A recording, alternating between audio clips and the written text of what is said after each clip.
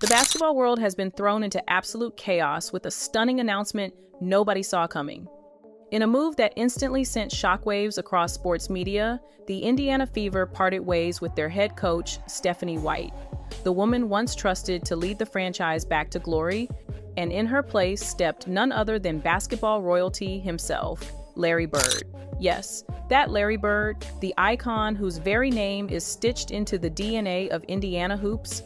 The news didn't just land, it detonated, leaving players, fans, and analysts scrambling to process what had just happened. At the center of it all stood Caitlin Clark, the brightest star in the WNBA, who was left completely speechless as she delivered the announcement that changed everything. Cameras flashed, fans held their breath, and in that electrifying moment, Gainbridge Fieldhouse transformed into the epicenter of a sports earthquake. This wasn't just a coaching shuffle, this was a seismic shift that promised to rewrite the very identity of the Fever, shake up the entire league, and redefine what's possible in women's professional basketball. And make no mistake, the ripple effects of this bombshell decision are only beginning. From the very second Caitlin Clark stepped into the WNBA, she wasn't just another rookie chasing stats, she became a phenomenon that electrified the league in ways nobody could have predicted. The Indiana Fever, a team once overlooked and struggling to fill seats, suddenly transformed into the hottest ticket in women's basketball, all because of one player's brilliance.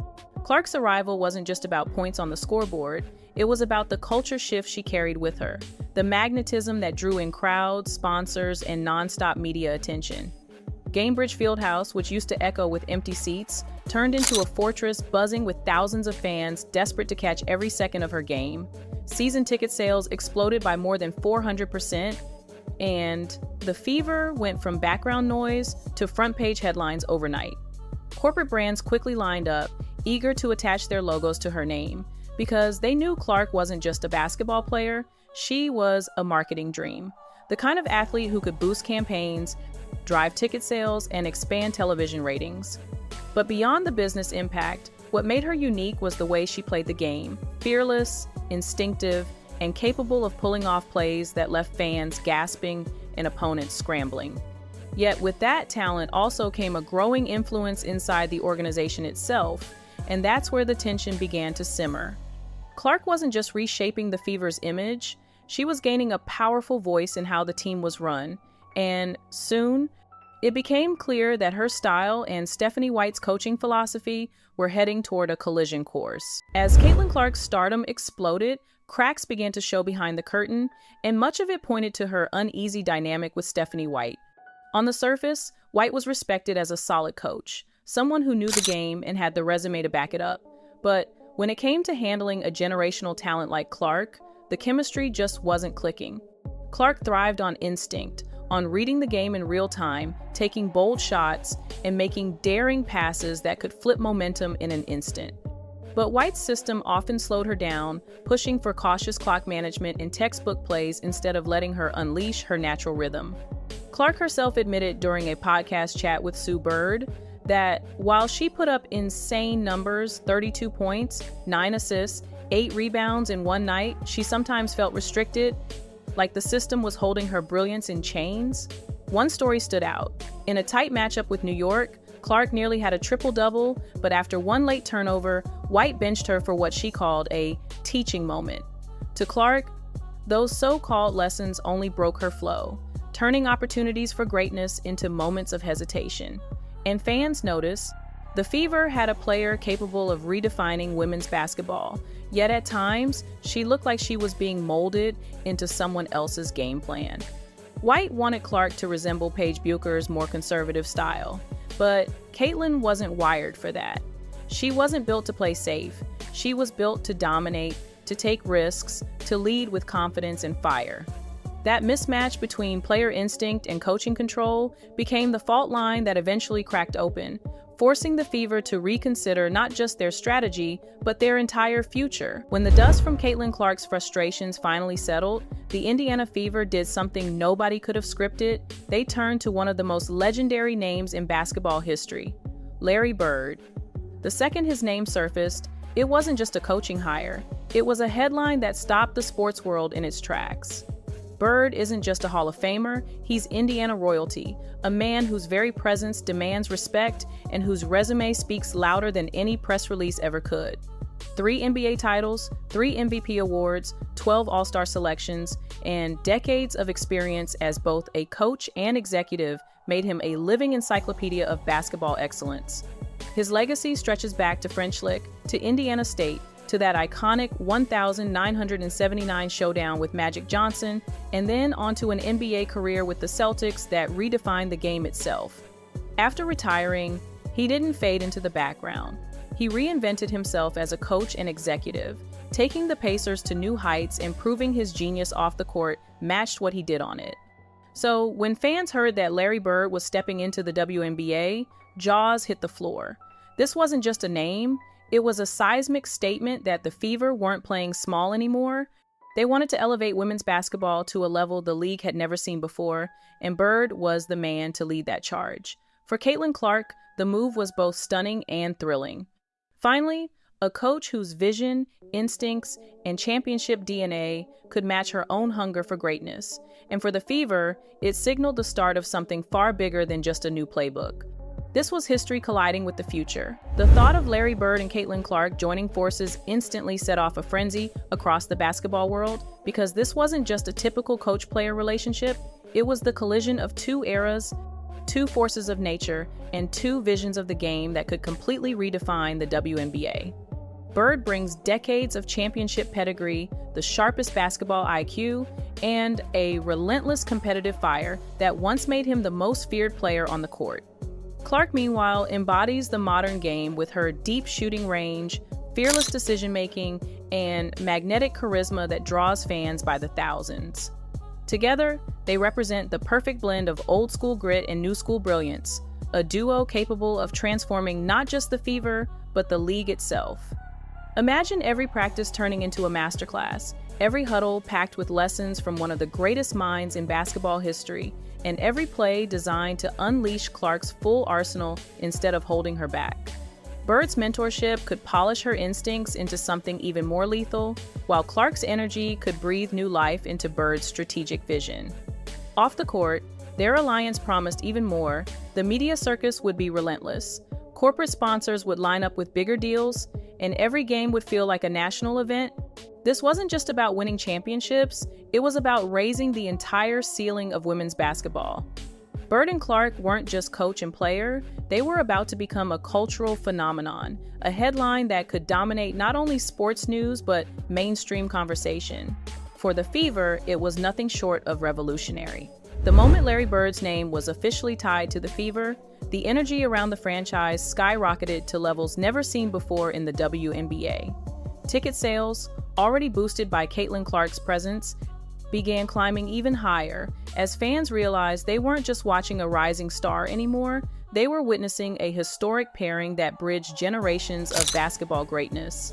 Corporate sponsors who had dipped their toes into partnerships with the Fever now dove in headfirst, eager to attach their brands to the story, dominating headlines everywhere.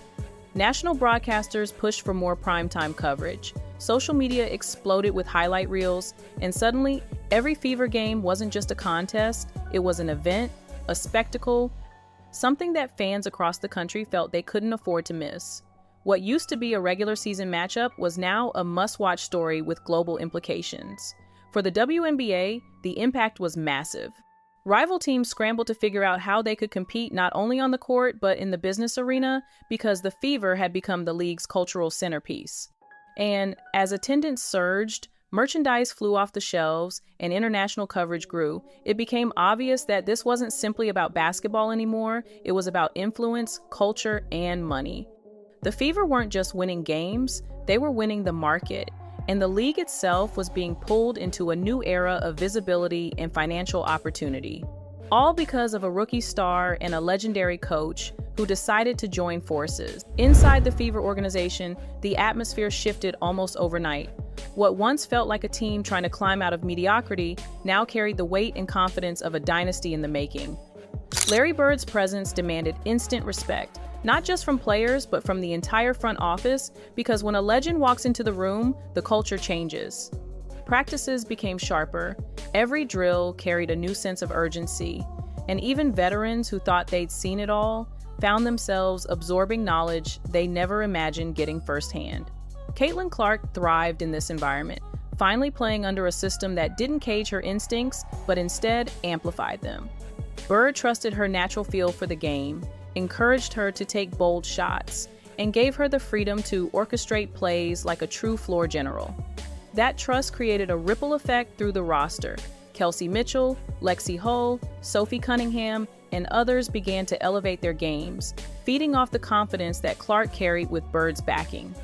The Fever weren't just running plays anymore, they were executing with purpose, with swagger, with the belief that every possession was part of something historic. Even the locker room dynamic shifted, no longer just a group of athletes trying to compete. The Fever became a movement, bonded by the idea that they were rewriting the script of women's basketball. Bird's leadership and Clark's brilliance created an identity that blended toughness with creativity, discipline with flair, and together, they set a tone that winning wasn't just possible, it was inevitable. What made the Larry Bird and Caitlin Clark partnership so explosive was that its impact couldn't be contained within the walls of Gainbridge Fieldhouse. It spilled out across the entire WNBA and into the wider world of women's sports. Rival franchises suddenly found themselves scrambling to keep pace, both on the hardwood and in the business arena, because the Fever weren't just raising the bar, they were redefining it. Ticket sales league-wide began to climb as fans who had never tuned into the WNBA before wanted to witness this cultural shift firsthand. Broadcasters pushed for expanded coverage. Networks fought for rights to air Fever games, and analysts debated daily whether this was the single most transformative move in the league's history. Internationally, Clark's highlights paired with Bird's legendary name brought a fresh wave of attention, drawing fans from Europe, Asia, and beyond, proving that women's basketball could sell on the global stage. Young athletes saw not just a path to playing professionally, but to becoming cultural icons, influencers, and leaders in the same way Clark was becoming. And for sponsors, the Fever's rise wasn't just a team success, it was a business model, a new blueprint showing the value of investing in women's sports. Every dribble, every headline, every viral clip chipped away at outdated narratives, replacing them with a bold new vision of the WNBA as a league capable of commanding mainstream attention. Bird and Clark weren't just writing a new chapter for Indiana, they were opening a new book for women's basketball everywhere. The long-term implications of this partnership go far beyond wins and losses, because what Larry Bird and Caitlin Clark created together was nothing short of a blueprint for the future of women's basketball. Their alliance wasn't just about immediate success, it was about legacy, about proving that when you merge generational talent with legendary leadership, you can spark a cultural revolution. For the Fever, the shift meant more than climbing standings, it meant cementing themselves as pioneers, a franchise that would forever be remembered as the team that broke barriers and redefined expectations. For the WNBA, it opened the door for other franchises to think bigger, to chase bolder moves, and to give players a stronger voice in shaping their futures. And for the next generation of athletes, it sent an unmistakable message. Women's basketball is not just a sport to play, it's a platform to lead, to inspire, and to change the conversation globally. Bird's mentorship planted seeds of discipline, strategy, and resilience that would influence future coaches and executives, while Clark's charisma and cultural reach inspired young girls to dream beyond the hardwood, to see themselves as leaders, icons, and innovators. Together, they proved that greatness knows no gender and that the power of the game can transcend old boundaries.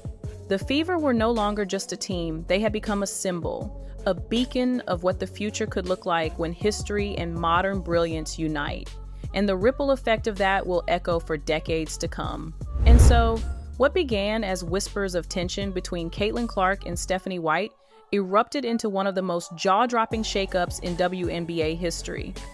In a single announcement, Clark didn't just confirm a coaching change, she became the face of a revolution, the spark that brought Larry Bird into the Fever's orbit and forever altered the league's trajectory.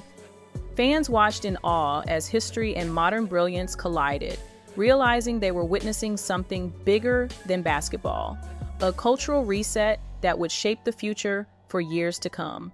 Clark's speechless reaction at the press conference captured it all: the shock, the weight, the excitement of knowing the game had just entered uncharted territory. For the Fever, this was no longer about rebuilding, it was about rewriting the playbook of women's professional sports. For the WNBA, it was the dawn of a new era, one where legends and rising stars joined forces to push boundaries and shatter ceilings.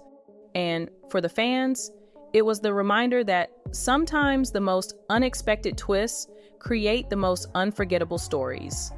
But here's the question: what do you think about Caitlin's reaction to Stephanie White being replaced by Larry Bird? Was this the boldest move the Fever could have made?